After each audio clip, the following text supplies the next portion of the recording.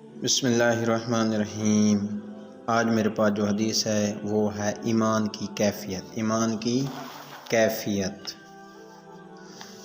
یہ حدیث ہے ترمذی شریف کی۔ حضرت انس رضی اللہ عنہ سے روایت ہے کہ نبی صلی اللہ علیہ وسلم ایک ایسے نوجوان کے پاس گئے جس کی موت کا وقت بالکل قریب تھا۔ آپ صلی اللہ علیہ وسلم نے اس سے پوچھا، اس وقت تم اپنے آپ کو کس حالت میں پاتے ہو؟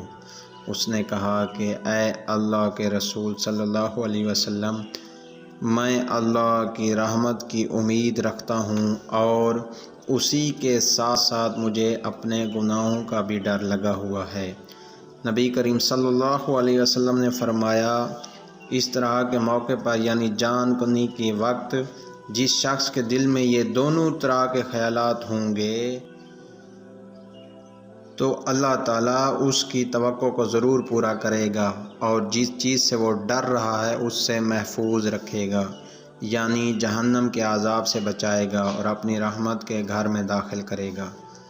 یہ حدیث ہم کو ہدایت دیتی ہے کہ مومن خدا کی رحمت سے نہ تو مایوس ہوتا ہے اور نہ گناہوں کے نتائج سے بے پرواہ ہوتا ہے۔ یہی بات ہے جو بعض بزرگوں نے ان الفاظ میں کہی ہے کہ ایمان ڈر اور امید کے درمیان ہوتا ہے۔ رحمت خداوندی کی امیدواری اعمال صالحہ پر ابھارتی ہے اور گناہوں کے نتائج کا ڈر نافرمانیوں سے بچاتا اور توبہ و استغفار کی طرف لے جاتا ہے۔